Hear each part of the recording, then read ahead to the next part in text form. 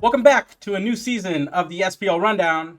This week, we run through all of the new rosters from this winter's rosterpocalyps with takes from all of our guests here. We have Frost, of course. We have Dan, editor extraordinaire, and the mind behind the Betty Smite Esports YouTube channel. And, of course, the one and only Mollusk joins us.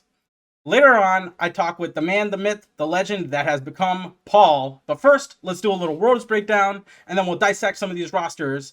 And I guess we'll just start with Worlds, man. The back-to-back world champs. I sent out a little tweet.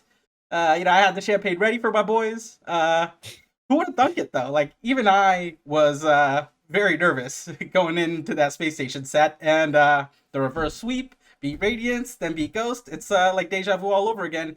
What are you guys' sort of initial thoughts on this PK run? Do you think they even had a chance of going back-to-back? Back-to-back? I'm not sure about back-to-back, but definitely figured they'd be contenders playing up there. Another dark horse run? I mean, I didn't see the first one coming. Definitely wasn't planning on the second one. That was like gambling fallacy. I'm like, come on, twice in a row. But I think they came in very well prepared. It says something to come in on a hot streak. You can just kind of keep it flowing while the other teams, even if they may be on paper better, they have to come in cold to each set. And I think just fire for the Zapman crew is just their greatest the greatest weapon, really. The fire giant? Yeah. It was crazy, man. I mean, I thought Jade Dragons, or what was whatever the team name was previously, Ghost. then the rival roster, Ghost. Yeah. I thought they were just going to steamroll it through. I mean, considering the playoffs beforehand, they were just absolutely dominating. So I just thought it would be like, okay, they're just going to steamroll this, especially with it being online and everything. There's a lot less like variance compared to LAN games. But no, I mean, PK took us all for a ride. Yeah, definitely. Dan? It was like watching those games back, even when you know that PK win it. Like you watch literally in every single set, I'm like, they do not win. They do not win that game. They're like 15k down in like 10 minutes. But Paul's better. Paul is better, yeah. Paul's just better. That's it. I loved aggro on the cast calling like the 5k down at 10 minutes is a PK lead, basically. Like you haven't put them behind enough in the early game, it seems like. And they were always just playing to the late game and winning there. It's weird that we say that they got hot because it seems like everyone has said that the scrims were just going really, really bad leading up to Worlds. I remember Zap was saying on Barra's podcast that scrims were just not going well for them. And, some of the picks that he picked, he wasn't even playing in scrims like Hachiman. Do you think that people maybe get a little content when scrims go too well for them and they're not able to, perform at Worlds because of that? I think a lot of people do. Oh, they're like, you go into the interview, first thing that they tell you, maybe it's them trying to not give too much away, but we've done really well in scrims right before they bomb or something like that. I don't know if it's making them comfortable. I don't know. Personally, I've never really seen any scene depend on the scrim records nearly as much as Smite likes to kind of put it out there. Like, we've been trying out a lot of things in scrims and they go pretty well. Like, I just don't see it as being much of anything. Sure. They have a reputation of being pretty troll. Yeah, and so consistently, I feel like every time you hear a team say, scrims have gone well, they are the team that fails every time. Whereas it's the ones who are like, it's awful scrims. We're just arguing all the time that do the PK thing. Yeah, it does seem like that. You guys feel... no, go ahead, Mollusk. Sorry. That's just the scrim culture right now. I mean, Smite is such a tight-knit community that, like, word just gets around quick, and I think that's why there ends up being so much more emphasis on scrims than like other esports. So that's just how it is, I feel. But most of the time it ends up just not meaning for anything. Sure. I know, we talk about PK winning, but this has got to be really disappointing for Ghost or Rival or whatever you want to call it. The curse sort of still lives on. We've been waiting, how long is it, 5 years, 6 years now for this curse to be broken? Good lord! You think it's gonna sort of stay with them going into the Jade Dragon season, so to speak, or how do you feel about the Ghost / Rival curse? Well, that could probably go down to their team breakdown. It's just something about the culture that they give themselves. They're not we want to win. It's we want you to know that we're the best and we're going to play our game, and this is how we think Smite needs to be played. Their Smite theory is, I think, 60 feet above their Smite reality. So if they slip somewhere, they come crashing down. That's a great analogy, Frost. That's an interesting take on them. Yeah, I think in terms of execution, they're probably the best roster in Smite to just be able to execute. I mean, they consistently play and they consistently execute their game plan. I think their biggest shortcoming though is that just sometimes they're not able to follow through for one. I mean, a lot of those games go long and it just ends up being PK that can team fight better in the late game, and they could consistently shown that not just this year but last year as well. Mm-hmm. But I think last year there was just a big mid gap in terms of like mechanical skill. Not to riot on Twitter or whatever. He was like brand new to the role, and he performed amazing. I mean, for being a fresh new mid laner. But I mean, Paul just kind of took the show, and you're in a meta where mages are super dominant. If you have one that can put out the deeps and the other one can't, then that's just what happens late game. Sure. Your thoughts, Dan? I reckon they just didn't change names enough. They got the rival goes, now got dragons, third time lucky.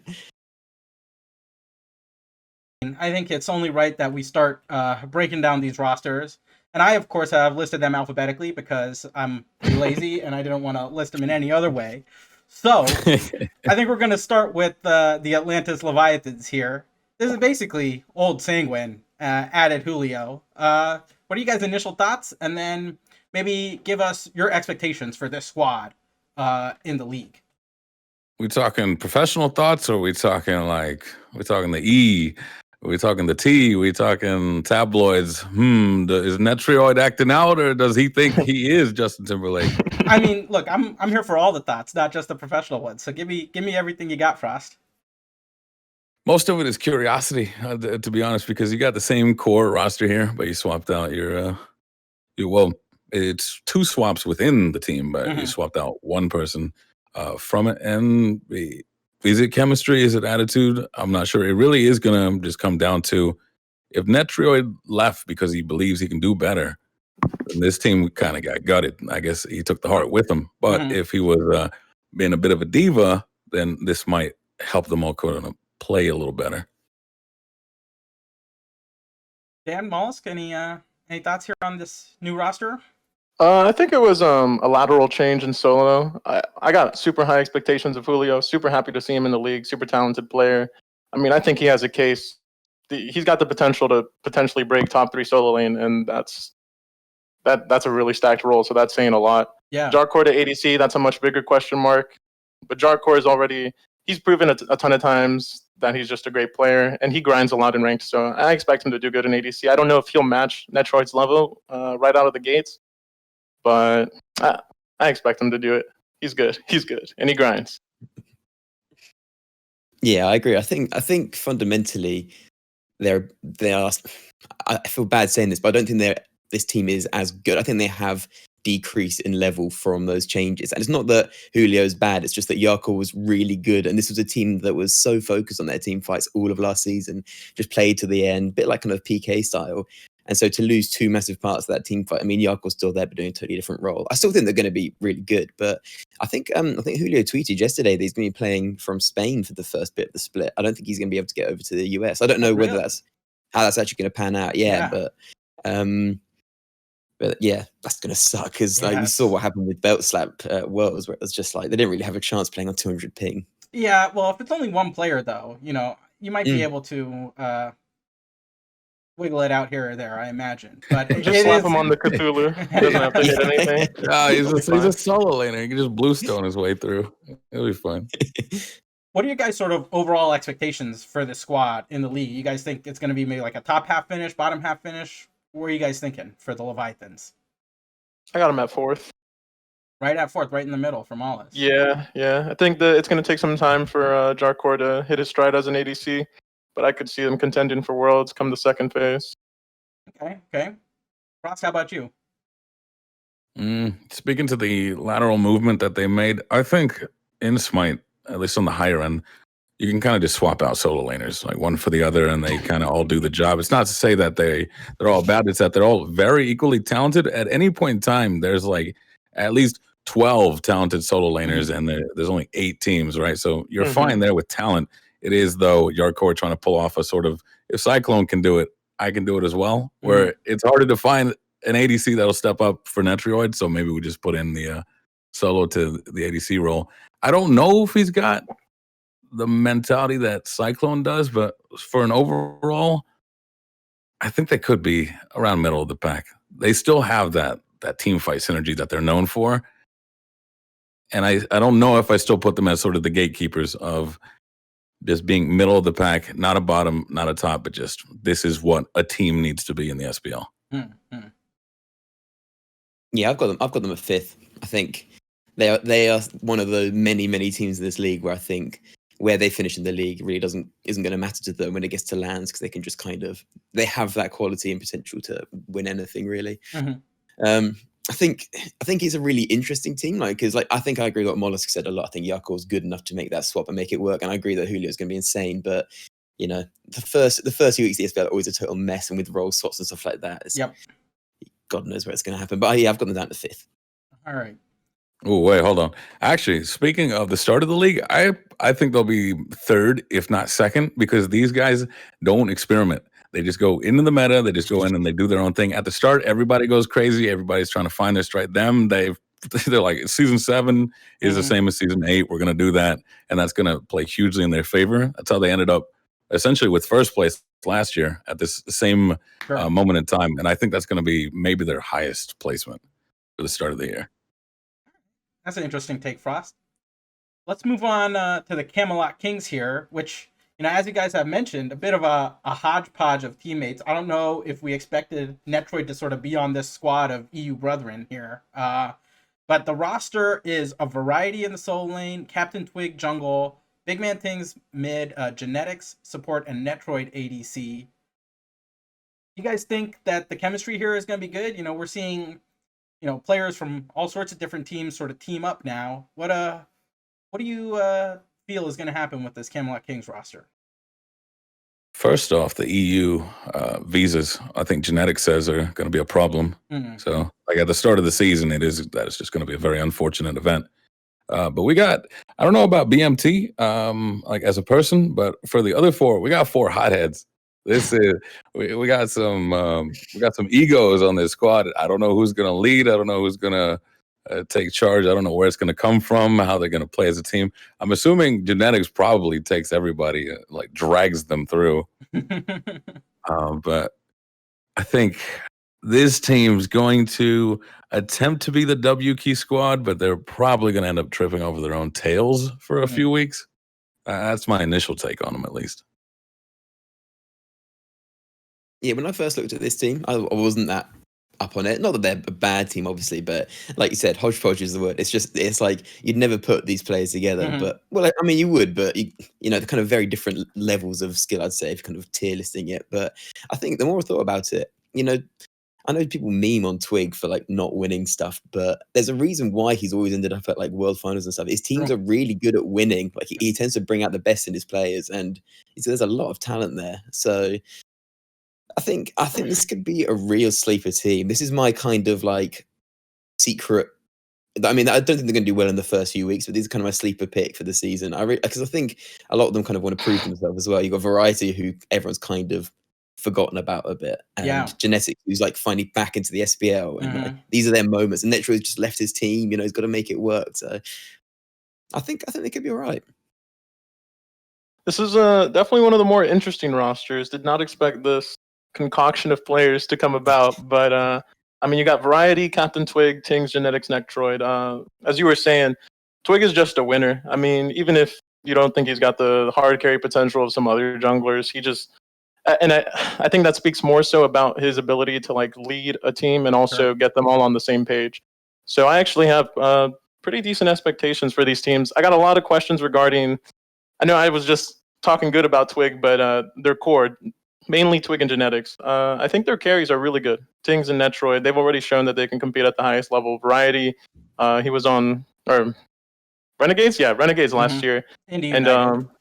Indy United. He was one of the bright spots, though, for Renegades once he was able to get on there. I have no questions regarding Variety. I think it just comes down to how Genetics and Twig play with Tings in the mid. I think their carries are going to do the job. Variety's going to do his job. It just comes down to how they perform. What are your expectations, Mollusk, for this team? You think top half, bottom half? How's it going to play out? So I have them at 5th, right under Leviathans. I think they'll come phase in. one, or is this like overall for the whole season? Yeah. When I made this list, I made it like in 30 seconds. I think it's for the whole year, though. I think it's for the whole year. But it's tough to speak for the whole year, so I'll just say the first phase. Sure. Dan, how about you? Where do you feel like this team is going to end up in the standings? I've got them at 6th, but all of them have like 6th, could be 3rd, could be 8th. So it's like, I'm officially copping out as much as possible. There's a bit of a curve on those. Yeah. I literally, unless they finish like top, then I'm covered basically. But yeah, I think it all comes down to, for me, it's going to all come down to genetic. Not all of it, but I think genetics will be a massive part of it because, I've always been really high on genetics and then watched them against Renegades and it looked like a Smite Prime tournament in the first round. You got a pro team again. I know they're playing a lot of ping, but they looked so behind the pace that made me a bit worried. But I think, like Mollusk said, it's about the core of him and Twig together. But 6th is where I've got them for now. Sure. That's just first phase though. Yeah. Frost, how about you? For this team, well, at the start, visas are definitely going to be an issue, and then second, culture, right? Some people are a little not soft. They just they don't have a very energetic culture that they use to learn. They're more reserved, very meticulous about it. Others, they depend on that fire. If you're getting in each other's faces, some people are okay with learning that. Like, oh, you're an absolute scumbag. How'd you miss that minion? Some of them actually learn that way, and if they're all that way, then it's going to be very beneficial to them. That's where I see those 4 in particular that I'm wondering how that's going to go. But if they don't, they're going to be stepping on each other's toes hard. And this team, though, I think they're going to be on the bottom end at the start. And I'm not going to say for the full year because mid-season could change things up. Twig's got a very particular play style. Yeah, he does. And it's kind of meta-dependent, but at the same time, not so much. He can make the most of a meta, but when it's his meta, he's the premier player, especially now that he's back in the jungle. Yeah. I want to piggyback off what you said about their culture. I mean, you got Netroid, who's been with the same team for 2 years. I think 2 years with Sanguine. And he's teaming for the first time with new players and Europeans as well. And I don't think these players have ever teamed before. I might be wrong on that note. I don't think so either. Maybe Variety and Big Man Things have teamed together once. Yeah. On an E United. Maybe not, actually, because Variety was on Dig that year. I think so. I'm not 100% sure off the top of my head, but I think it just comes down to if they start winning, I think the culture gets off to a good start. And they're good to go. If they start off with losing, though, it's really tough to say where this team can end up being because that thing can carry over to the whole year. If you start off on a bad note, you can't become friends, et cetera, et cetera, et cetera. Yeah. I think especially recently, like years ago, the way future teams like the spring events, right, where the MVPs get together, is that before playing with Cuvo, I said I'd always wanted to play with Cuvo, and they teamed up during like the MVP, what was it? The fundraisers. There we go. That's where they intermingle. Spring fling and stuff like that. There you go. Spring fling. They all get to have fun, get to know each other, and understand each other somewhat. So they all kind of have some history, even if they never directly teamed before they teamed. But now, as you said, I don't know if any of them have been known to mingle with each other. Variety and Twig were on Obey together back in the day. Season 3, but that's about it, I think. That was a long time ago. Well, they've got that history. They're not players, actually. Let's move on to the Jade Dragons here, or should I call this Ghost/Rival?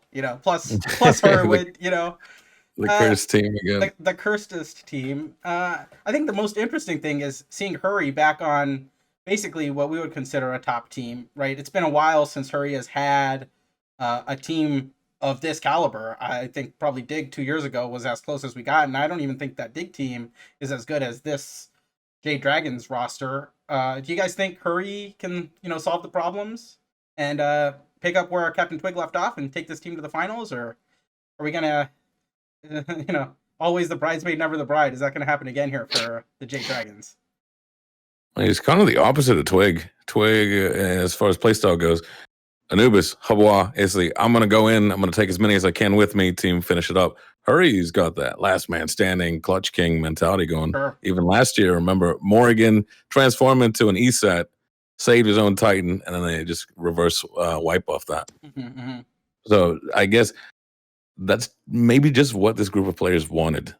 That Twig couldn't provide is I need a mid laner who's going to be there after the fact, not one who's the entry fragger, so to speak. Sure. Yeah, I think Twig, I know people were giving criticism, but I think he actually had a really good year last year. But I think that was the biggest thing that he was missing was he never struck me as a game winner, in the way that Paul and Dardes were. Like, he never had those games where you're like, that was Twig's game, other than, maybe a couple here and there. But that's what I think Harroward can do. But then again, as a mid laner in that team, it's a pretty blessed existence, right? Like, you've got literally the best front line in the league. You can just, as long as you just, hit some abilities, you're pretty good. Yeah. I think Hurry tweeted something along the lines of this, but like, super great to have this opportunity, and like, this is my year to just really show that like I can do whatever so and so. Forgot what I was going to say with that, but I like it. I don't think he's broken through that upper echelon of mids, and you could say that he was just being held back by United. That whole roster had big struggles going from last year. I mean, you've got Paul, Dardes, and then Shinto, and I feel like Hurriwan's never been able to really break into that top three from just a purely mechanical perspective. But I think when it comes to like understanding how to play the game as a mage, I think he's up there with having that mindset for the game. And as you were saying, I mean, you can't ask for a better roster to be a mid laner on. So we're going to see if that holds him back this year or if he's able to just break through it. And I think he can. I think he's got a really good team mentality that is going to fit in perfectly with Rival, with Jade Dragons. Sure. And I'm excited to see what he can do. Yeah. I know we just talked about how we don't know what exactly coaches do, but I thought it was pretty surprising that this team let go of Slaney. I think Slaney has been, with this sort of main group of guys, I want to say like the Panda Cat, PBM, Final K, Core, for 2 or 3 years now.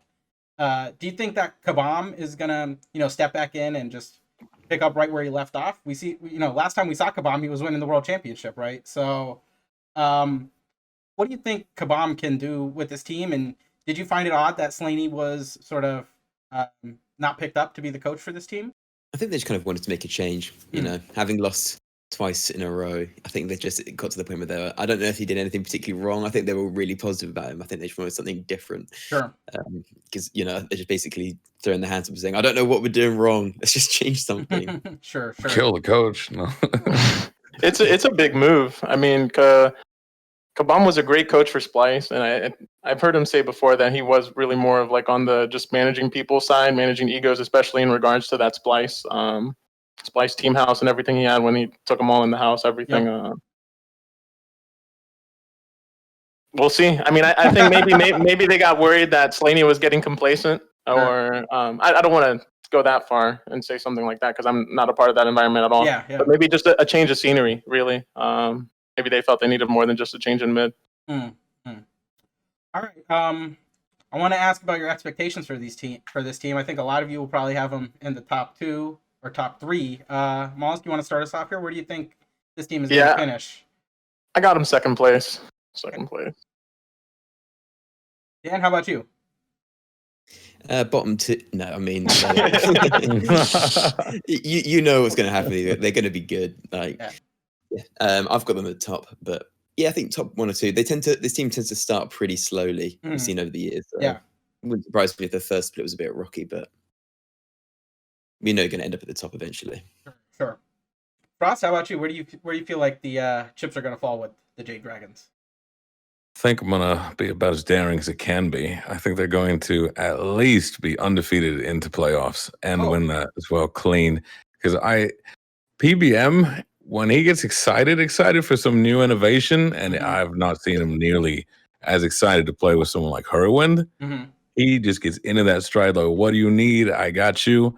And Hurry has a very particular play style. Paul has his own, but this is the Giannis. Sure. Yeah. This is the we've got focus on the map. We've got focus in team fights. This is the I'm going to pull out some kind of jank. Susano mid, I think he's gone before. He'll pull out sets. He'll pull out anything that's a bit more just off the cuff, but still fits in with that. I need my mid laner to be the last one alive, or look for a pick and run away, stay alive. I think he blends in probably better than anyone could have.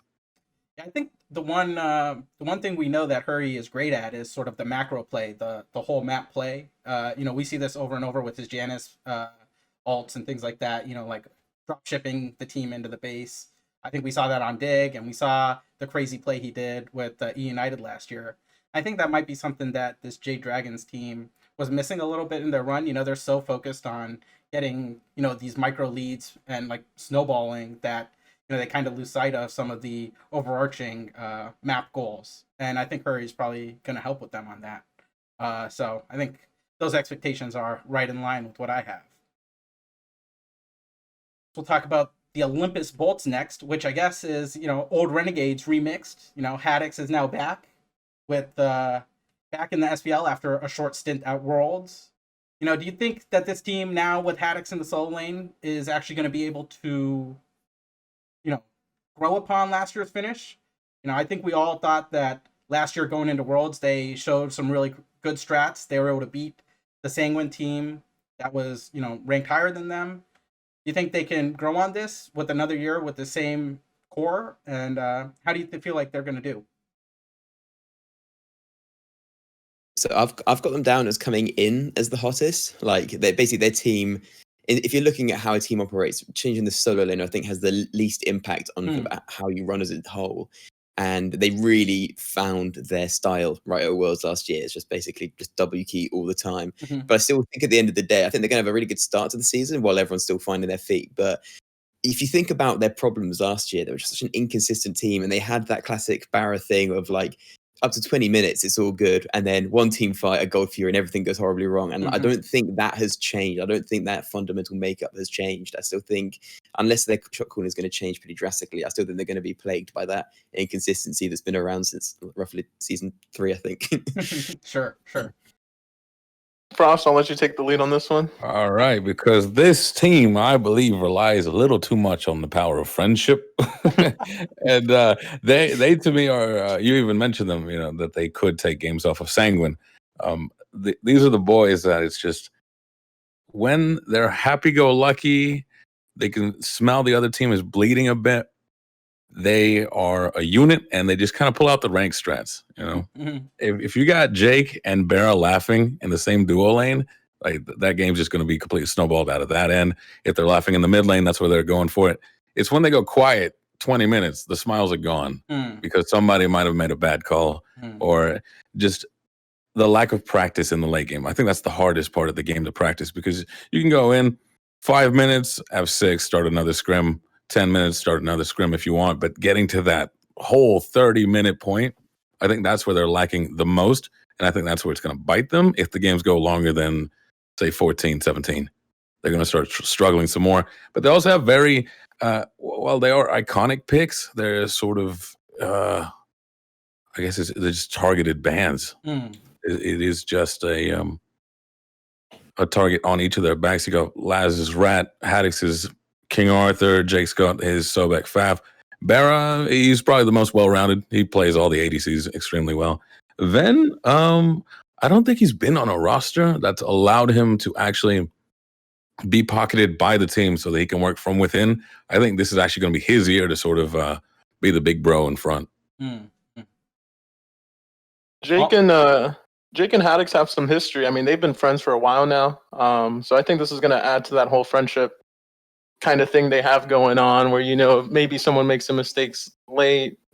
And since they're so close, they can get more frustrated than you would with a stranger or something like that. But I think this team starts and ends with their front line, Jake and Haddix. I got high expectations of Haddix. I mean, I've been getting slammed by him in these ranked queues for many years now. So I think he's going to do his job just fine. Their carries, I always have felt like they're kind of middle of the pack when it comes to SPL as a whole. But you're at a point in SPL where it doesn't really matter where you're at. It's more so how your team plays as a unit. And they were doing great last year. They had a great run towards the end of the year. Couldn't make it past that semifinals, but I think they'll do decent this year. I'd put them around lower end of the middle of the pack. Sure. Yeah, this is the ultimate ranked team, isn't it? Like, I think all of them other than Barra are MMR capped at this point. Like, these guys are running it down. I've MMR capped twice, I think. Yeah, but at the same time, I've seen Jake's ranked games, and it's a coin toss. He's either Sure. 10-0 or 10. So Mollusk thinks they're sort of going to be in the bottom half of the league. Where do you see them ending up here, Dan? I've got them at the first split as like third or fourth. I think they're going to have a really good start, but I think long term, I don't think they're going to have an amazing season. I don't think they've got the legs for the long term. So I think if I'm going for this season, I'd say fourth. Okay. Frost, where do you see this team ending up? All right, so you've got, as last year, you've got the gods. So this is where like Ghosts would be maybe by themselves or alongside Radiance. Then you've got the top contenders. Then the average, that's where Sanguine would be. Then you've got the Renegades, where I think they'll find them again. But I think this year they're going to end up doing better just because there's other teams that I would put below them. I don't think it's going to be because they're actually better as a unit. I think a few other teams have kind of gotten worse, or they just, with visas or with synergies, they're not going to pull through nearly as well. And these guys are, they don't have to work on friendship. They don't have to work on any of that stuff. Yeah. And I think all of them are already in the States, right? Yeah. Yeah. So no visa issues either. This week, I was able to sit down with the back-to-back world champion mid laner, Paul, to talk about Smite World Championships, their sort of incredible run, and to look forward to Season 8 and the new team that he is on. Check it out. Hey guys, I'm here with Paul, the back-to-back World Championship mid laner, just to talk a little bit about the World's run and look forward to Season 8 with Season 8 starting this weekend. So let's take us back through this World's run. What were sort of your expectations going into the tourney? I know you guys had not really sort of performed in the other lands in the season, going into it. So what was the team like in the lead up to this tournament? Well, going into Worlds, scrims were not going good. It was not going good at all. Like, scrims got really, really bad. Like, the worst they've gotten. And I think we weren't expecting to win it, but we just wanted to, like, I don't know. I think everybody, when we were going into Worlds, like, scrims just go so bad, so I don't think we thought we'd win it again, and then we did. So it was pretty big surprise, but I felt like we played pretty good. I don't know. Maybe we just, like, before Worlds, we just kind of like exercised our demons a bit, and then we kind of just started fragging. I don't know. Yeah. How does it flip flop like that? Like, is there like a moment that you can remember where it's like, all right, now sort of the switch is flipped and it's go time, or like how do you even get up to play if you feel like your practice is not going great? I don't even know, man. I guess, like, I feel like when we won a game, I guess everybody's like spirits. We just all came back in it or something. I don't know, because we were down 2-0 to Space Station, and then I guess we won a game, and everyone's like, "Let's go, we can win," and then we just, that's when the flip got switched, I guess. Sure.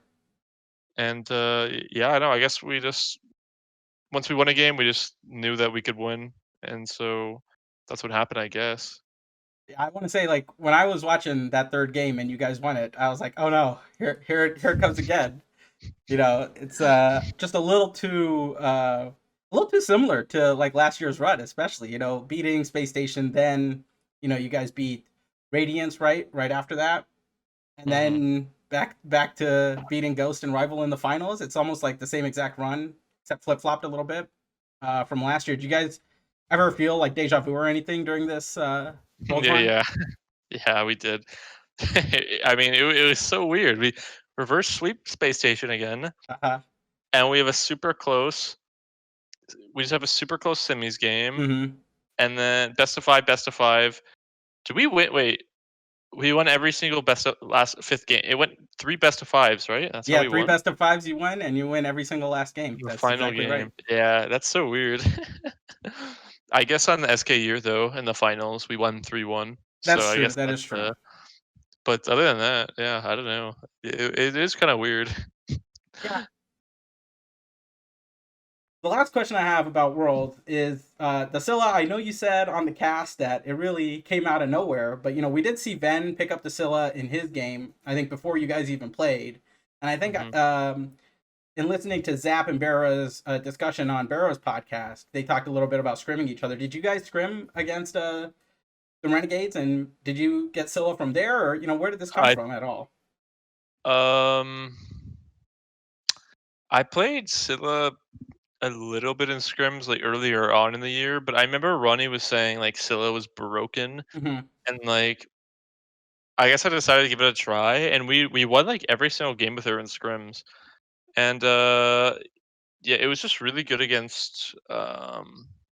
I think we like the only scrims we would win is when I played Scylla, and I think we did scrim Renegades because they were on the other side of the bracket, so we definitely scrimmed them a lot. Yeah. Um, Are you surprised to see like all these Scylla players now? Scylla has basically become sort of like a top yeah, I mean, band it's and nerfed ranked already. in casuals. I see Scylla all the time. It's Is it weird? nerfed already, man. It's nerfed. Is it weird to sort of see like your handiwork show up and influence sort of all It is, of yeah, it sniping? is.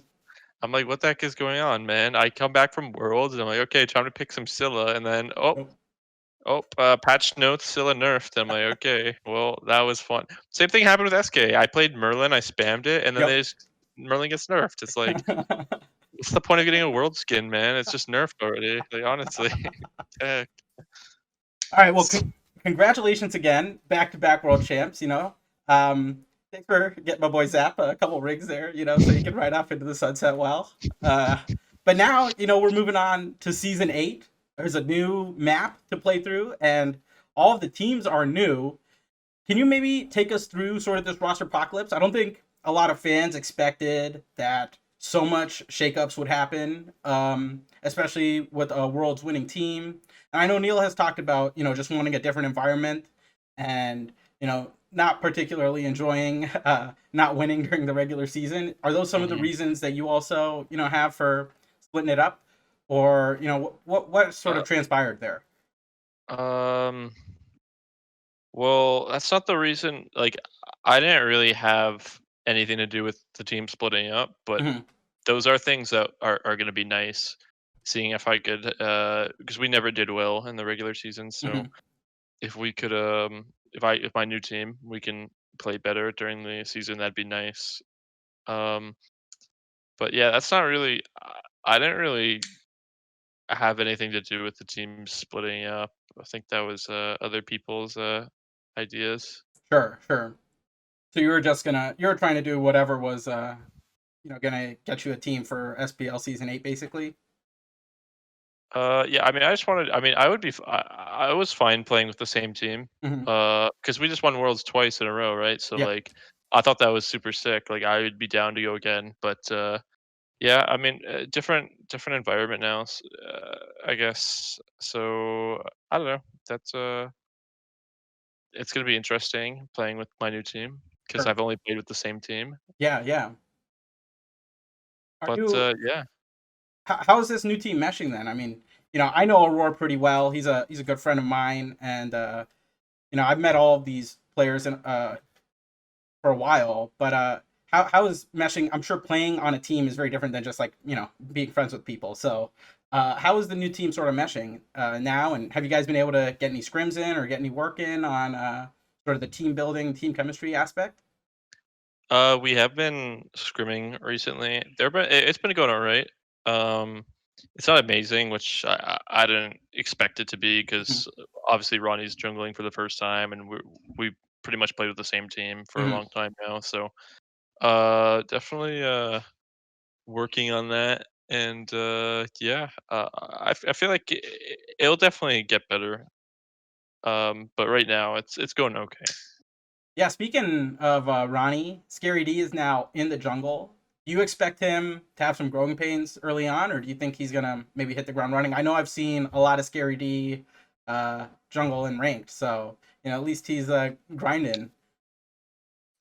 Yeah, I mean, going to a new role, it's definitely gonna be rough at first, but I think I think he'll. I mean, we'll have to see. I guess. I mean, it's just speculation, but Sure. I don't know. He's been playing a lot and practicing, so I don't know. I think it'll go all right.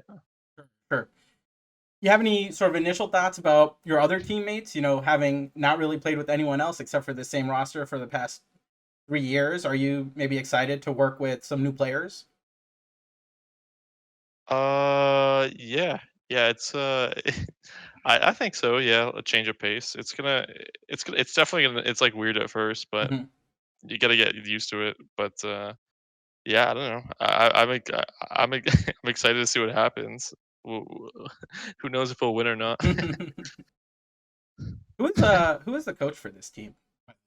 It is Cheerio. Oh, it's Cherio. Okay. How's Cherio been? Sort of from a coach perspective, has he helped you guys at all? I know it's sort of early on to really see things, but Yeah, I think he's helped a lot, and it's nice having a coach that's actually been in SPL before, and also Cherio's a jungler, and like Ronnie is switching to jungle, so he's got like advice and builds for Ronnie, and to tell him Mhm. advice for just jungle. I think he's a solid coach so far. Yeah, that's good. That's good. I just sort of want to ask, what are sort of your expectations for, the season as a whole? Maybe not just your team, but everything is sort of new. A lot of new players are in. We got some SML player or SCC players, I should say, right, with Johnny and Zeros. I mean, Zeros has been in the league for a while, but Johnny and Genetics and I'm missing Mhm. one. Haddix? Haddix? Yes, Haddix.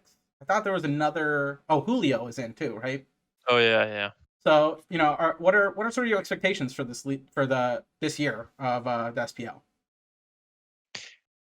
Well, I definitely want to place, um, like I definitely want to be a top team Hmm. in the SPL because I've always been like sixth or seventh seed. Sure. Um, yeah, that's kind of just what I'm aiming for. To be honest, I just want to do well during this season, and yeah, Become a three-time world champion.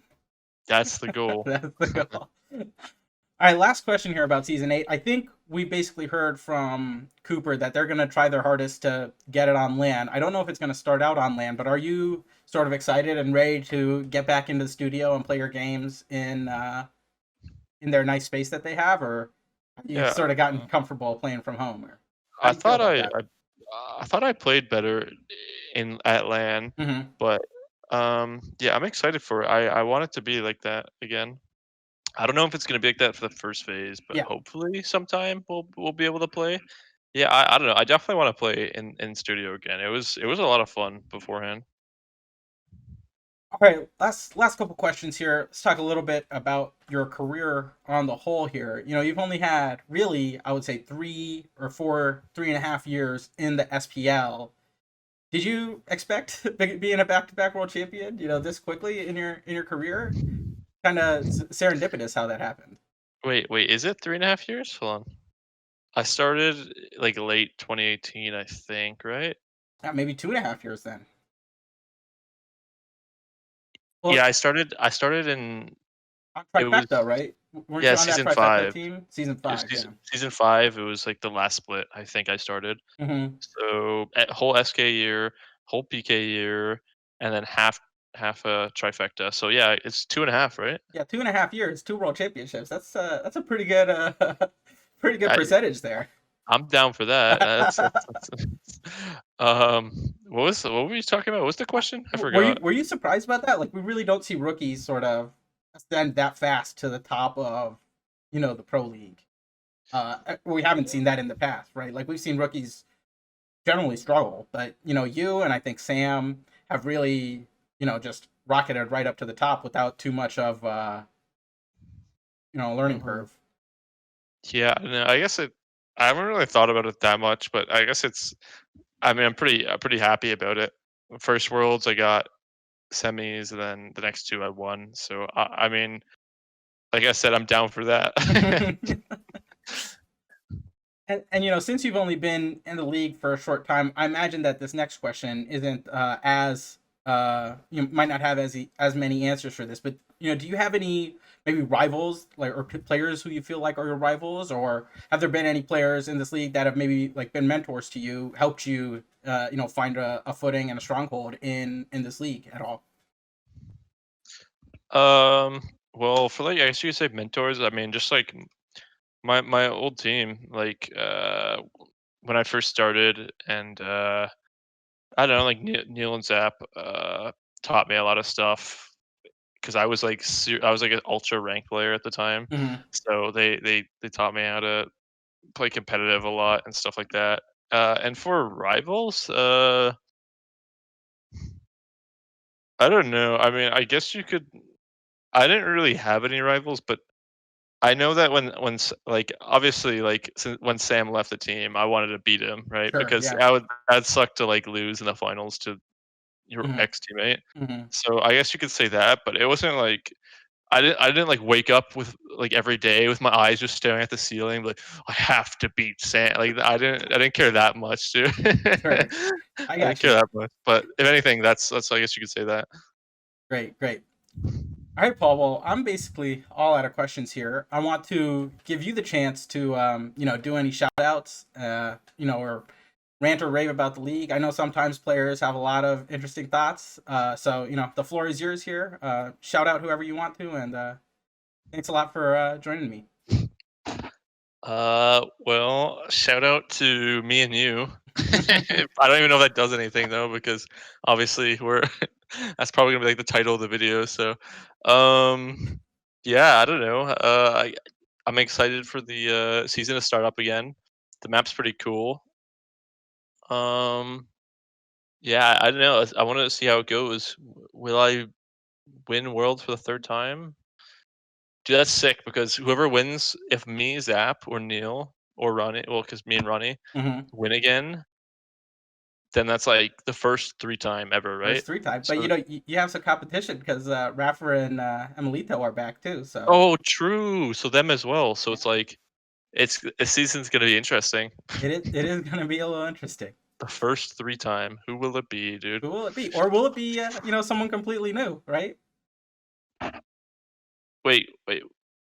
Oh yeah, well yeah, if they win this year, and then Sure. I yeah. mean, I don't know. I don't know if it'll be someone completely new, but like, I think a lot of the players on like Camelot Kings, for instance, I don't think any of them have won Worlds. Hmm. Maybe Biggie Yeah. has, maybe not. It's hard to say. I can't remember who he coached. Um, right. So that's a team of Worlds newbies. But all right, Hmm. Paul, thanks a lot for coming, and wish the best of luck to you in the Yeah, league thanks. and this season going all the way to Worlds, and maybe we can talk again in the second phase or something like that. Yeah. Okay. Yeah. Thanks for inviting me to this little talk thingamabobber. And go out and purchase the Tartarus Titans ward skin and True. a player icon in Smite. All that money goes towards your True. favorite players. Buy that stuff, man. So buy that stuff. Everybody's watching. Buy it, man. Tartarus Titans, Ward skin, and the icon, all that. Oh, and the merch. The merch And is the cool. The merch, merch is yeah. cool. The I shirts don't are actually sick. I don't know if the merch store has been completely released yet, but when that does come out, be sure In to a week support. or something. Yeah, It's soon. It's yeah. soon. Be sure to support your favorite SPL players by purchasing the merch, because all that money goes straight to their pockets. And what better way to support them than by buying some of their They're pretty merch? sick. They're pretty sick too. Yeah, it looks pretty sick too. All right, Paul. Thanks a lot.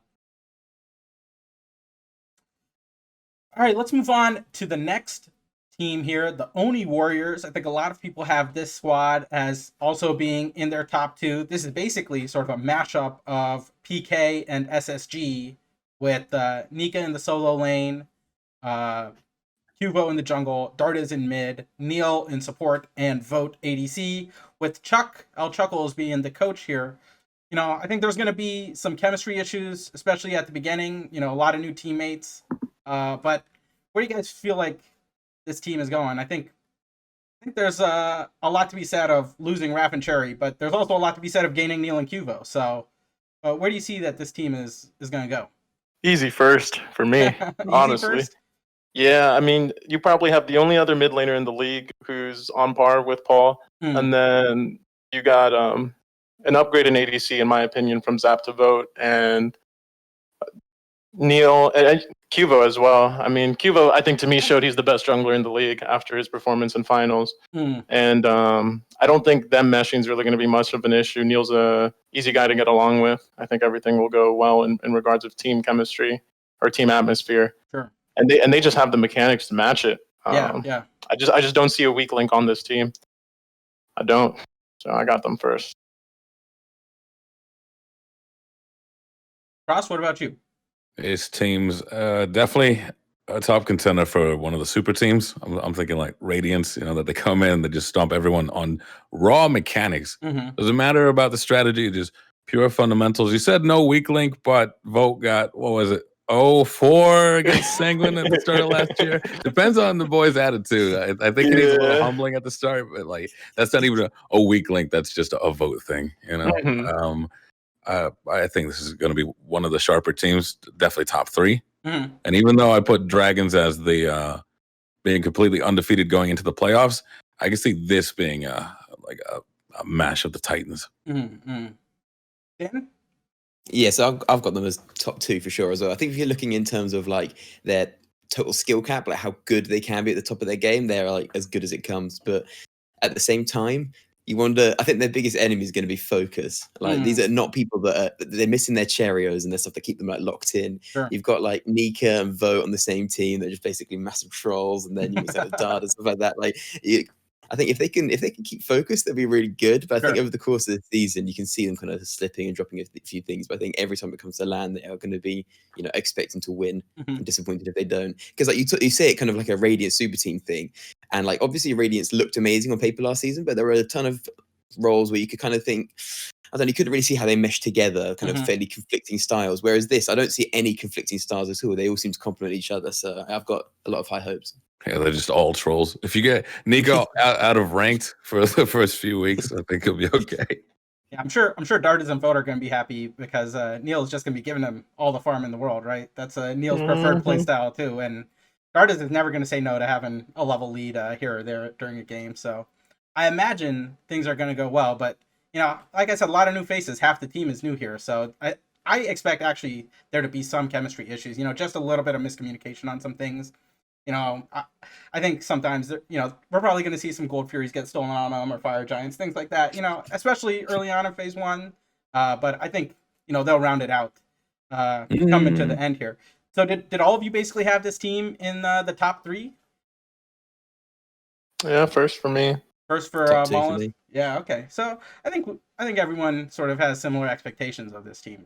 That's a good thing you mentioned, though. I mean, the new support in jungle. I mean, they were used to having Raffer and Cherry for 2 years at that point, and those are the 2 most important roles. Like it's not like solo lane you can just they're not interchangeable. They have the biggest impact on the game. So yeah, there's a scenario where this could go wrong and it just doesn't mesh. And but they're just so good as players that I just don't see it happen. But with it being those roles, good. All right, let's move on from a top team to what a lot of people are considering might be the worst team in the league, the Solar Scarabs here. And I hate to say that because my boy Zap is on this team, but what do you think that this team can do? We've seen Zap take a team of relatively unknown people to a world championship in a year and a half. So, is that the trajectory? You think Zap still has it in him to bring some box boys, up a couple levels like he did with Sam and Paul back in the day, or is the inexperience of the SPL playing gonna bite them? And where do you guys see that this team is going to be? Are they sort of in the bottom as a lot of people are predicting? See, this is the team I had in mind when I see the Bolts, where I say that they're going to win on the power of friendship alone against people who are kind of slacking. This is the team I had figured, where to them it's just going to be like a ranked match. But as far as it's been going right now, aside from pure hearsay and just watching them in the preseason, there's already sort of been some, I guess, some overall anger coming through, some dissatisfaction with either the way that their individual performances are going, or just sort of this meta doesn't seem to favor this play style of team. What would you say I don't this know if play that's gonna style impact is, Frost? His play style of the team is very laid back, very farm heavy, and they're highly emphasized on the solo lane. This is a W key team from my experience. Even though Zap does come from one of the best punchback teams, Yeah, this team likes to W key as hard as it gets, and this meta doesn't really give you much of a lead in doing so. To the point where it's a slower wait till 14. Don't even touch the Scorpions early if you don't want to. I think they'd be getting pretty antsy. Sure. Mollusk? Hard lock 8th. There's There's gonna be a roster change by the end of the first phase. That's just my expectation. You have too many. Hold on, you can't just say there's gonna be a roster change and not tell us what it's gonna be, Mollusk. Come on, who's it gonna be? Get in there. You guys are putting me on the spot, but I guess I asked for it. I think it's gonna be either mid or support. I think you have players. SOT's already shown he can compete at a high level. Layers just from competing against him from Xbox to PC. He's got the hunger, he's got the drive, and he's just got it. So he'll be able to play. That's not a question for me. And same with Zap. He's got the experience. He's not going to be going anywhere. Bobby's had a tough time showing that he can compete outside of the lower half of SPL. Really, he was one of the weaker players in SPL last year. But that might be a driving force for him, and he does have that chip on his shoulder. I mean, you can go look at his Twitter, and he's hungry for it. And you can never say he's not. And Baronic is just too big of a question mark for me. I have not seen enough from him recently to really give an opinion. I played against him a little bit a few years ago, I think 2 or 3, and he was good at the time, but I just don't know how he's developed as a player. But just the fact that they originally wanted to go with Crimson and then had to, I don't want to say quote unquote settle, but he was the second option in that sense, just shows even more that that's something that, I don't know. It's just another question mark. Yeah, true.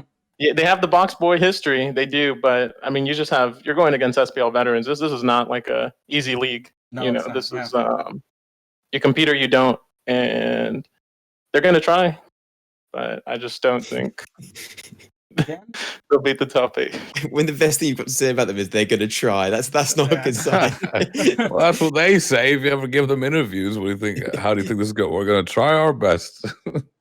Yeah, but I think I agree with everything you've been saying. These are on the face of it the weakest team. But at the same time, I think them getting Zap was literally the biggest pickup they could have made, because whenever you see these new teams, even if they're really good, their shot calling is always dreadful. It's maybe now we're in season 8, it might not be the same thing, but I know back in sort of the early seasons when you had these new teams forming, they have all the talent in the world, but they just couldn't close out games. And so to have someone like Zap, who people like Paul have said was doing most of the shot calling for PK at Worlds, that's pretty blessed. But I agree with what Mollusk said before. I think jungle and support are the 2 most impactful roles on the map, and I've been pretty critical of Inbound in the past. I think I called him an SML player early in the season.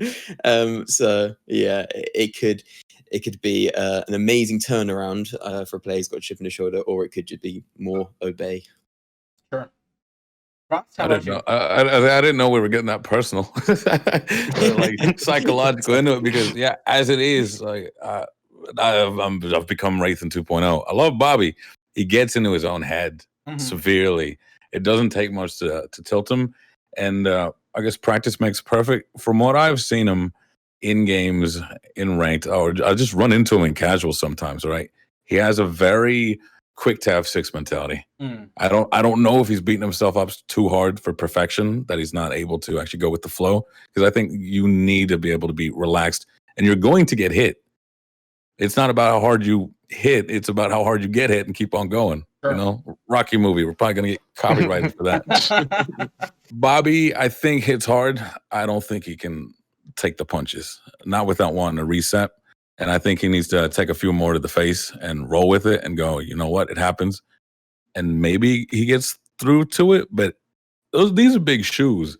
The support role is almost in a complete drought for talent. Oh, right? yeah. 100%. If any support falls out, I don't know who we're going to get in to replace there, right? Like Apam, you know how to play support, you could probably make it in. And I'm a support bait, actually. So that's probably how they got Raffer back in. Raffer, retired or not, they're probably like, yo, a retired player is better than anybody else, especially that one. Sure. Is one of the greatest supports that ever played. So leadership for Zap, outside of the duo lane, I don't see Hunter's shot calling beyond the like 15, 16 when we're all grouping up for objectives. Zap has no control over the map until 15. Yeah. So I mean, Zap has said as much too. I think if you watch his streams, he's like, "Man, Hunter suck. We don't do anything." yeah. So Yeah, he's been saying that since he came out the womb, though. His first word, buff crit. Buff crit, yeah, always. So I don't know if they if Zap can get them to a walking pace. sure. He needs this team to be able to walk, hold together, so that he can lead them at the 15-minute mark. One last thing to note about them: they have Slaney, who coached, a top 2 team for the past 2 years, and I think that counts for something. You've got the alpha figure, so be it, if you want to use that on Zapman. So I don't think leadership it can be that much of an issue, and if they have that drive to improve, they have a coach there, I think, who's got the experience to be able to take them to the next level. I think main thoughts. Go ahead, Dan. Sorry. I was just going to say, I think the one kind of good thing about this is that I don't think any of them are under any illusions that they don't think they're a top team. I think all of them know that they're going to finish bottom probably. And that's not like a insult on them. They know because they're new experience, stuff like that. So it means that, like you said, Inbound takes it hard on himself. But at least if they know it's going to be like that, it won't be as hard to take. Whereas if you think, yeah, we're going to crush the league and then you end up bottom, it's like... There's only upside. Yeah, exactly. I think a lot of this team depends on the patience of Zap and Slaney to be able to like work through the kinks, with these relatively inexperienced players. And I think we saw a huge mindset change from Zap when he sort of took time off of Trifecta about 3.5 years ago. I don't know if you guys remember this. Yeah. Or Soar, right before Paul and Sam, he came back with Paul and Sam. I think he took like 3-4 months, and I think since then it's been sort of a different Zapman, at least in the SPL is concerned. Maybe not worried so much about the individual week-to-week results, but looking for the improvement and making sure that the team is in a place to compete, going into Worlds.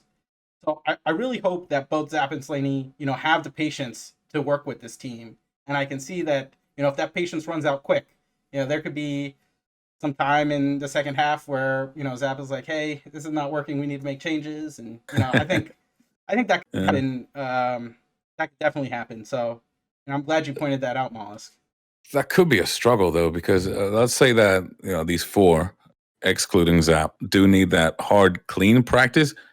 I do not see Zap as a hard, clean, regular season player.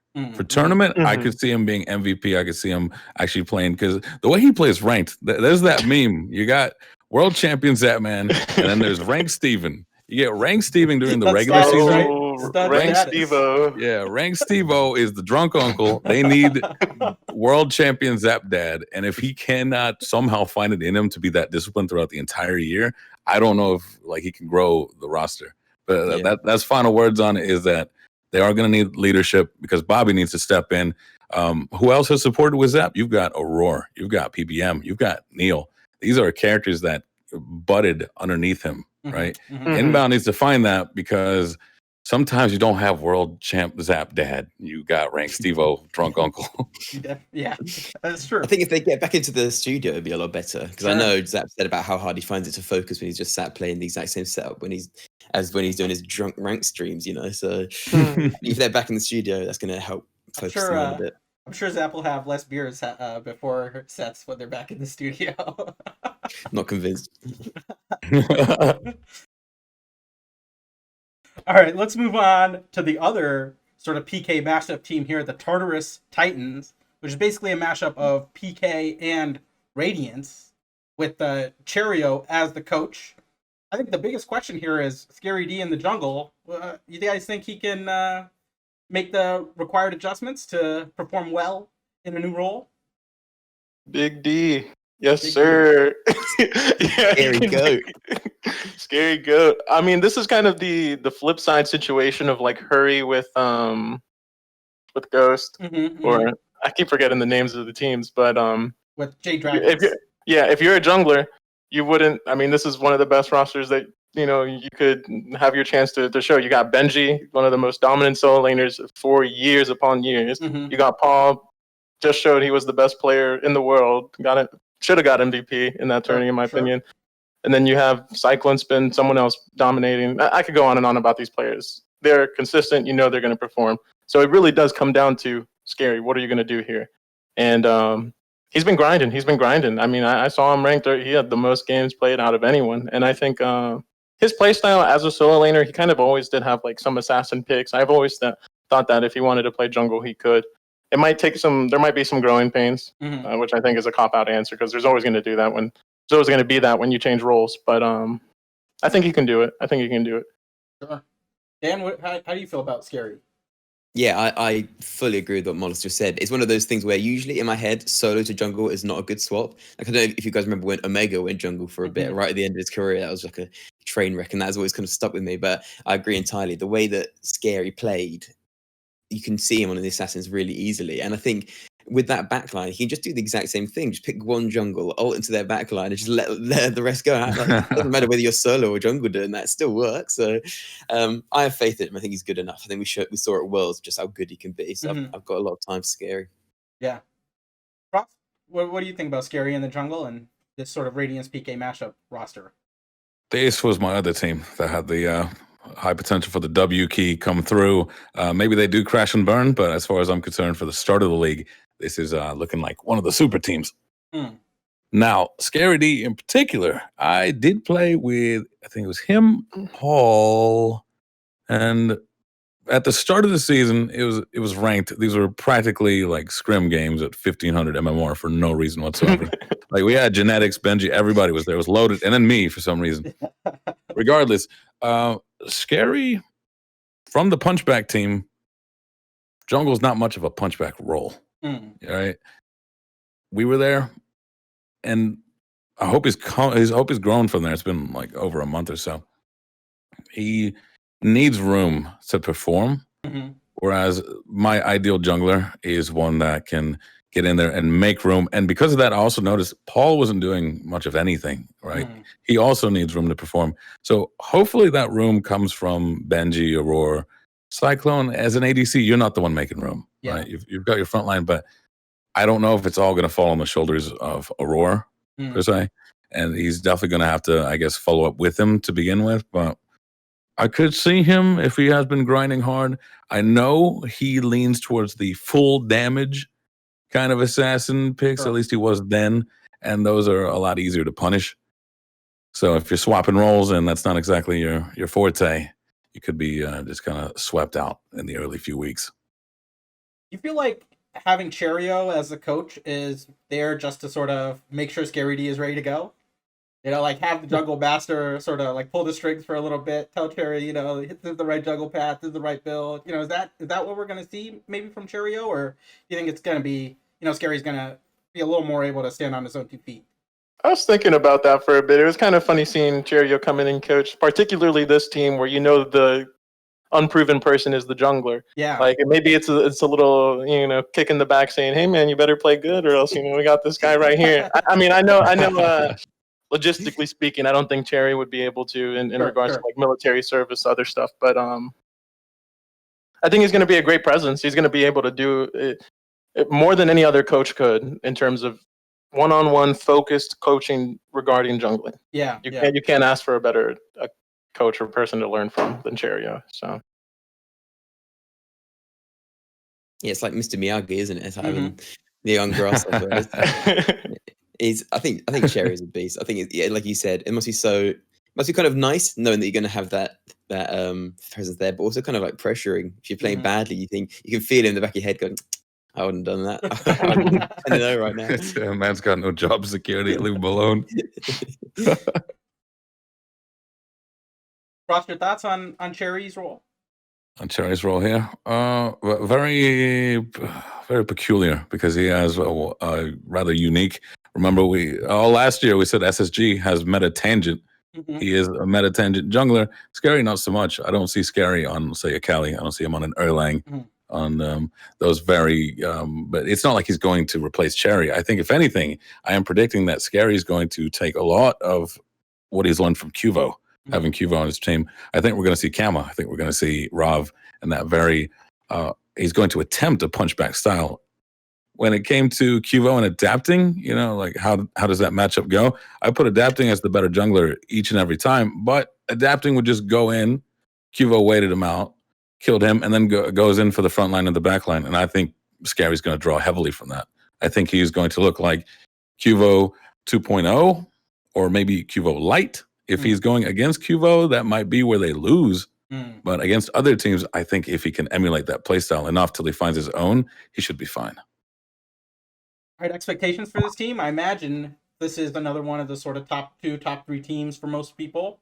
Dan, well, let's start with you here. Where do you think the squad is going to end up? This is my biggest question mark, because you can see how nuts this team is on paper. But I think if there's any team to me that you're not really sure how it's going to mesh, it's this one. So I've got them at third, kind of just as the easy, they're clearly really good, but not as like straight out of the box as the other two. But they're the team that could be first or sixth. So I've got them at third, but I think a lot of it's going to come down to how Aurora, does he go back to like older Raw where he was just carrying games by himself? Or because I think like last season we never quite saw the Raw that we all know. So yeah, but yeah, I've got them at third. Yeah, God, Aurora Capri, that was a sad sight. give him his Aries back. Yeah. What do you think about this team, Frost? Where do you see this team ending up? I'd say third. Yeah, definitely. You've got a bit of a downfall in the jungle, but he can make up for that. And I do see Cyclone as being stronger than Zap was, and Benji is just the embodiment of Kuchulin. Also, why not? Sure. Man's got his own skin and everything. I think I set them at third. Yeah, I got him at third too. I'm at third too, Mollusk. All right. All right, let's move on to the last of these new teams here. We have the Valhalla Valkyries. And this is the Rapper Emilito, the NRG duo lane, back again, trying for their third championship. With some new faces here, we have Johnny in the jungle. So I think my first question is going to be about Raph and Emil. How easy is it for them to just get right back in the groove of things? I think, they haven't really played together for about 2 years, right? So I think it's going to take some time for their chemistry to get back into the swing, or are they just going to be butt buddies from day one? Butt buddies. All right, I'll go ahead. Butt buddies, yeah. No, they. I think this is a good change of environment for Raffer. He was with SSG for 2 years too, so maybe there was some complacency there. And with ML not being in the league last year, and coming in now, but coming in with that familiar face and support. I mean, I have really high hopes for that duo lane. They were the de facto GOAT duo lane before Panda Cat and PBM came along and just tore the scene up. So, sure. Are they going to come in here and play like a top 2 duo lane right out the bat? I don't think so. But that's always something that is going to be at the forefront of your mind when you're thinking of these players. I mean, back-to-back world championships, you can't not think about it. Yep. I really want to talk about Johnny. I mean, Johnny to me... Talk about Johnny. I watch a lot of EU SEC, and he's always someone that's popped out to me for many years now. And dare I say, I think he has potential to be the best jungler in the league. So that just from a hard carry perspective, if it's a meta where he's got to play facilitator and not like those Callies or those Ao Kwongs, maybe he won't shine. But that to me is really going to be the bright spot on this team. I don't know too much about Zeros. I know that the last time he had played on PK, there was some attitude issues in regards to that. But I think he respects Emilito and what Raffer bring as well. And it's going to be less of those egotistical issues. I think they'll be able to work together. And then Ducky and Solo, no thoughts. I mean, I don't have high expectations for him just based off of the Obey stereotype, I guess, at this point. But with it being a completely new roster, it's his chance to show something. So we'll see what he's got. What do you think about wrapping Emo back, or even talk about Johnny? Can he show up in the SPL?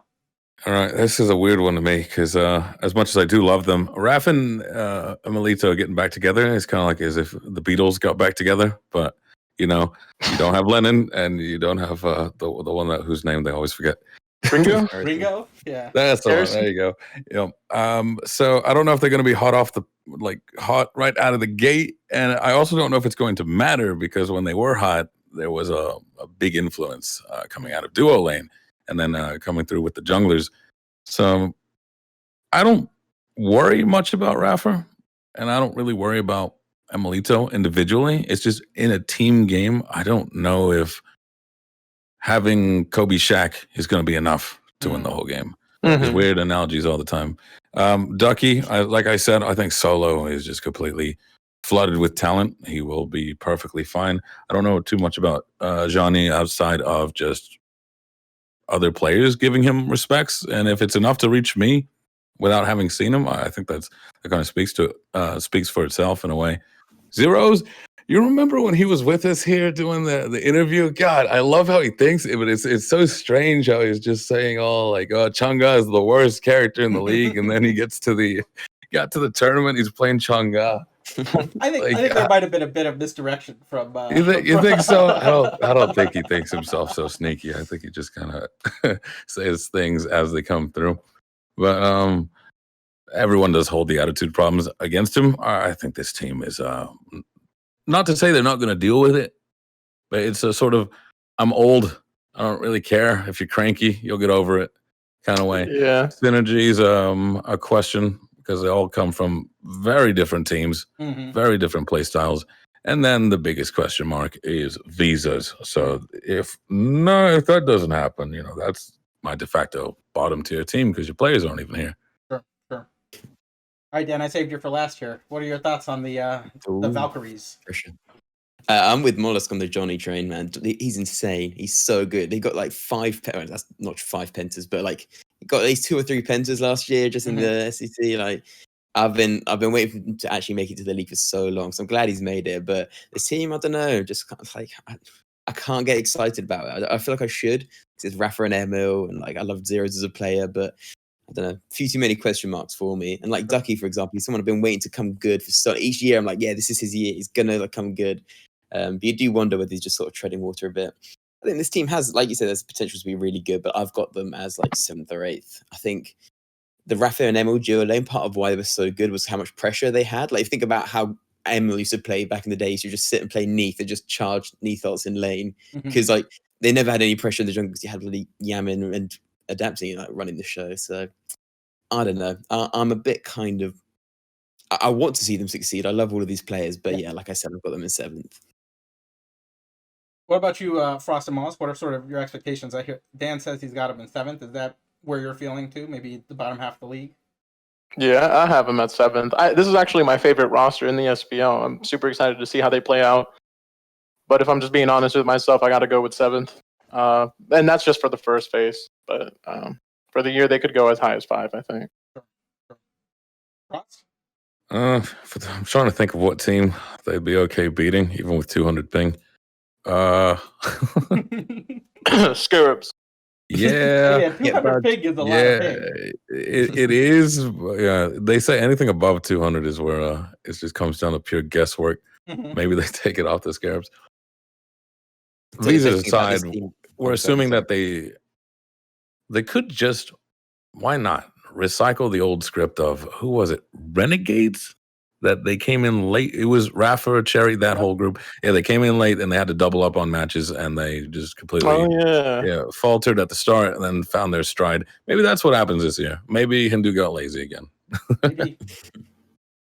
Now, the one question I have is, Raph and Emil are well-known trolls, and I hope they pick the right person to troll on this team, because I feel like there are some wrong answers of who to troll, and that could end up hurting them in the long run, Definitely not Zeros. I don't want to see any more Deathwalker mid stuff. Like, yeah, that would be. That was exciting. Any final thoughts on these teams? We sort of ran through all of them pretty quickly. Do you guys have any overall sort of impressions or expectations for the league as a whole? Are there any sort of meta gods or things that like you think are going to come to the forefront and be particularly oppressive in this early going in the league? Or what are just your general thoughts on where you see season 8 starting out? Season 8's in a bit of a weird spot for me, because even though we have a whole new map and all these changes and whatnot, it seems almost like traditional Smite. And I'm talking that Smite that people get sick of playing very quickly, because you have to pick the top 3 in each role, and they're very well defined. And it's not because there's anything super niche that's missing. It's just that they do everything really well. And I don't think the devs have properly balanced that out just yet. So at the start, who's got the mentality to just go, all right, I'm locking in Tier, I'm locking in Wukong, I'm locking in the Giannis or whoever, just these top 3 picks. I think that's going to play a bigger role in season 8 on is people's mental health. I'm not trying to sort of like, oh, let's talk about our brains here for a bit, but it is an 8-year-old game. These metas have come and gone. A lot of these players are veterans, and we're also in the midst of a pandemic still. Mm-hmm. So like, people don't like to talk about that kind of stuff because they see it as excuses. It's like, oh, you lost. Don't talk about how like your feelings are hurt or you're homesick or whatever. I think that's going to play a much bigger role this year than it has ever before, or at least it's going to be more on the spotlight. I think whichever team is okay with the meta right now and doesn't try to force experimentation and can get along okay with their team is going to secure those top 4 spots.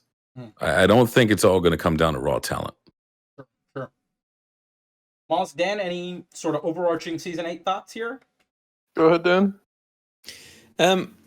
As someone who hasn't really played much competitive, I don't know if I'm like qualified to speak on this, but I feel like everyone keeps saying it's going to be really snowbally. There's so much farm on the map these days that it's going to snowball. But I feel like it's going to be the opposite. I think Mollusk was saying earlier about how the comeback mechanics are so oppressive almost. It's like the first 15 minutes doesn't really matter because that first fight around Gold Fury and suddenly it's dead even all over again. It's like that's exactly how PK managed it last season because the comeback has to give you so much gold. So I think unless you can really crush the early game and like have the game over in like 21 minutes, then I think we could see some really bloody long games. I just hope they're back in the studio, man. Like as much as like online games were okay, you kind of like make it work on the basis that it was temporary, but the studio makes such a big difference, I think. Yeah. Mollusk?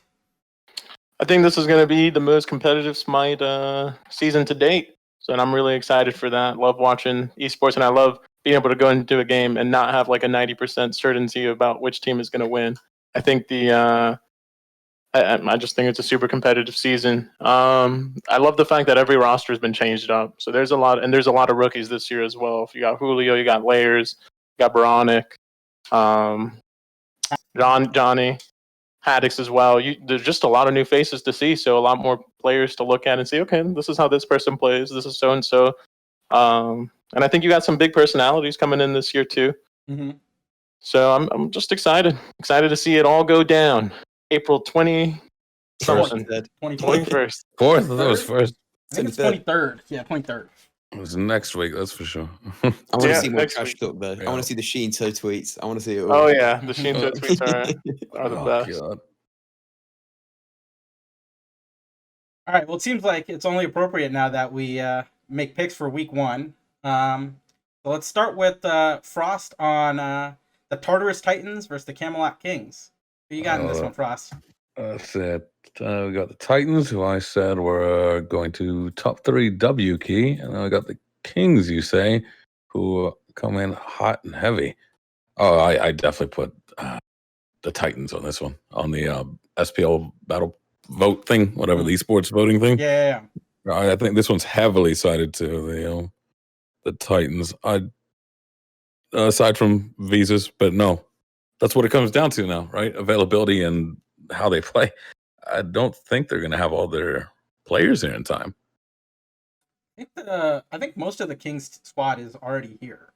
Are they? Genetics isn't. I think Genetics is the only one that isn't. Is he? But Variety might also Tings not might be be. there. Oh, Tings. That's right, Tings. Okay. Yeah. I'm pretty sure Twig and Biggie stayed in the States, though. Should we do these predictions based off of like assuming that they'll be in country? Yeah. So that might be. Yeah. Even if we know they won't be, just for the sake of like Consistency.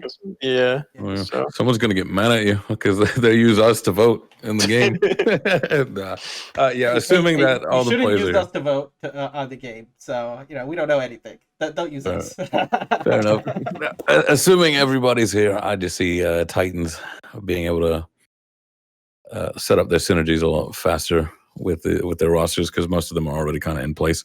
Mm-hmm. So that was mine, Titans. Pretty sure these are best of 3s, right? Yeah, I think so. You wanna give a little a match results? Okay, 2-0, and I think Aurora is going to run it down hard, right? The most exciting games, I think, are right when new stuff's come through and nobody's played anything, no one's got footage. These are going to be the more exciting ones. All right, Mollusk, let's go to you. Titans versus Kings. Who you got? 2-1 Titans. 2-1 Titans. Yes, sir. Any other thoughts or just 2-1 Titans? Paul Diff. Paul Diff? Yeah. That's a good enough thought. All right, Dan. You said 2-1 though. Yeah, well, Camelot Kings got a little pushing. They got something in there. Dan? Yeah, I've got this as Titans as well, but I think it's going to be closer than people think. I think 2-1 as well. I think if they're all actually in the country, that's going to be a really good game, I think. Mm-hmm. Yeah, I think I got the Titans as well. They're sort of, I think a lot of the mainstream, I don't want to say mainstream fans, but the mass of fans have maybe been underrating the Titans on the whole here, looking more at like Jade Dragons and even Camelot Kings I've seen getting a lot of hype. So I think I'm going to pick the Titans here 2-1.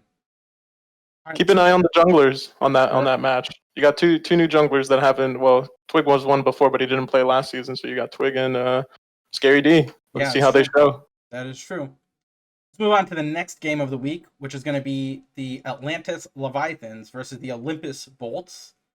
I think. Hold on. Did I get Frost picks for Titans Kings? Yeah, I did. We started with Frost. Started with it, yeah. All right, let's start with Dan on this one. Leviathans versus Bolts. I've got Bolts taking it. I think my whole theory was that Bolts are going to start well, Leviathan's are going to start slowly. So, if then first week I said, "Oh no, Leviathan's going to win," no, I think I've got Bolts. I'll say 2-1 though. I think Leviathan's a good team. All right, Frost, how about you? Leviathans versus Bolts. I think this will be the most interesting one. 2-1, absolute clown fiesta, payaso party all the way, and it's going to go 2-1 to the Bolts. I don't think Leviathans can deal with Jake's shenanigans. Not yet. Sanguine could, but that roster's gone. This isn't Sanguine anymore. Sure. Mollusk, how about you? Who you got here? If Julio was here, I would give it to Leviathans 2-0 confidently, but I'm going to just say 2-1 Leviathans then. All right. Okay. A little bit of disagreement amongst the panel here.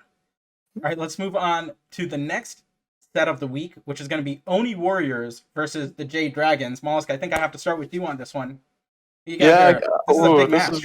This is probably the highlight match of the weekend. I mean, you got the top two teams, in my opinion, in Warriors and Dragons. Really, really tough to say. Whichever answer I say doesn't feel right, but yeah. I'll go Oney Warriors 2-1. And I would really watch out for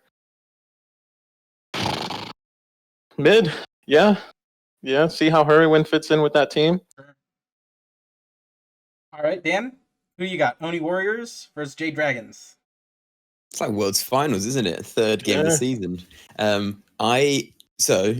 Season 6, that rival team lost to Dignitas. Season 7, Ghost lost to E United of all teams. So I'm going 3 years in a row. Oney Warriors going to take it 2-1. I keep saying 2-1 because I just can't commit. Just coughing out every time, but I think 2-1 Oney. I feel you there. Frost, how about you? Oney Warriors versus Jade Dragons.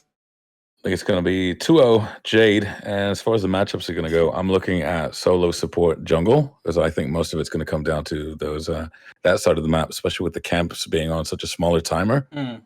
Having early control of those just kind of snowballs the solo laner out of there. And I'm saying the synergy is the same with Sam, PBM, Fine OK, as Nika, Cubo, and Neil kind of have to forge a new one. Sure. So I think that's going to be heavily in Jade Dragon's favor, 2-0.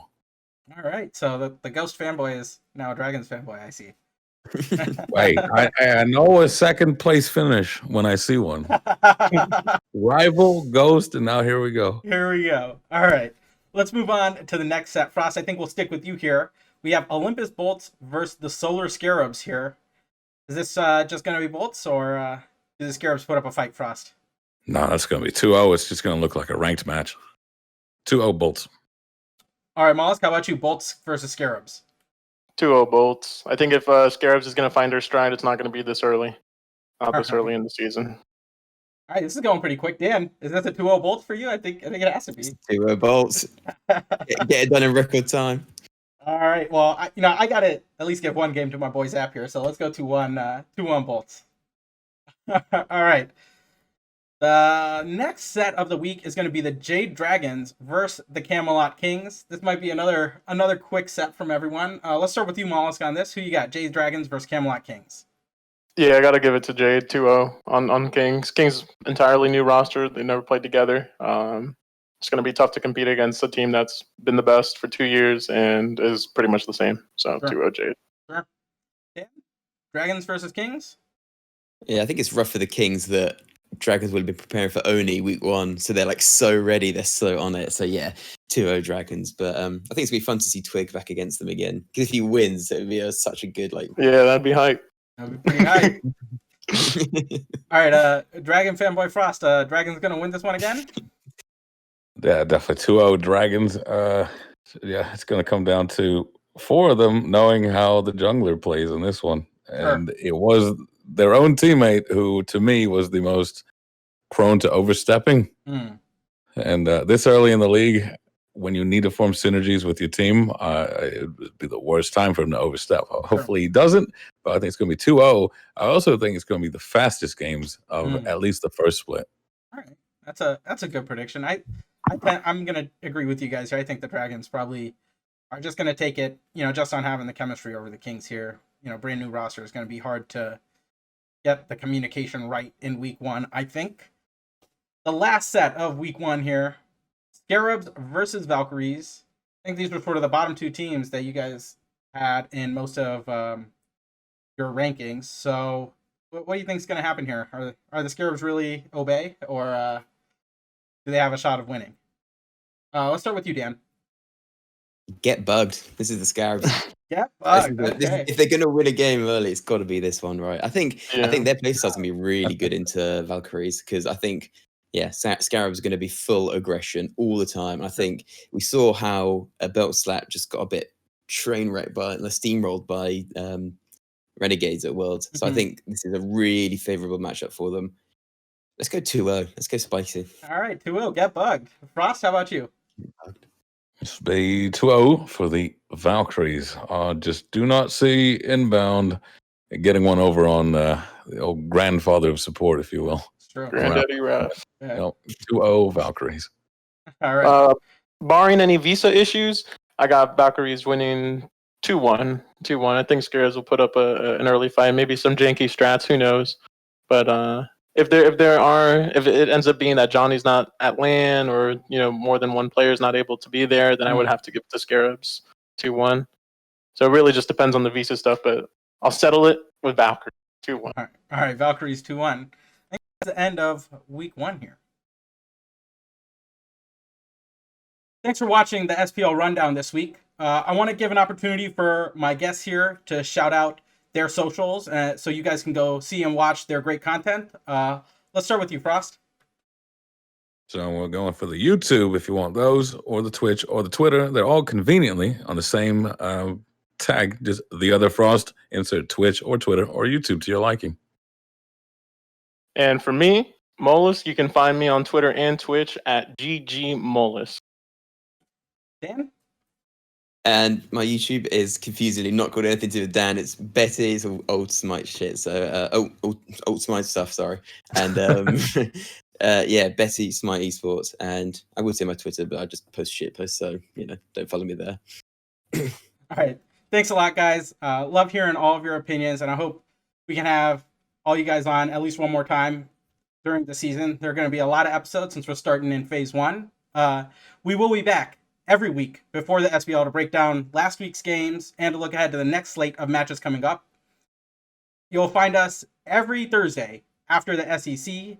And as always, you can find past episodes and extended cuts of our show on the Apam Productions YouTube page. I want to give sort of a programming update. We're going to have the SPL Royale this Saturday, April 24th at 8 p.m. Eastern on twitch.tv/Apam Productions, where we'll get a mix of Smite pros, Smite community members, and you, the Twitch chat, can vote out who you want based on the hot takes. We'll have a couple of topics and a little timer, and every 20 minutes you get to vote someone out, and we'll see who's left standing at the end. Another show I'm producing is with Bria, who is Final K's fiance and Faye, who is Slaney's fiance. We're going to take a deep dive into sort of esports adjacent topics and look at the intersection between gaming and culture and society. And our first episode is also going to be this Sunday, April 25th at 7 p.m. Eastern on twitch.tv/Apam Productions. And the first topic is going to be e-girls. This is hopefully going to be a monthly podcast, so stay tuned for that in the future. As always, if you have any ideas for future guests that you want to see, feel free to contact me at Apam2 on Twitter or at Apam Productions on Twitter. Thanks for watching, and see you guys next week.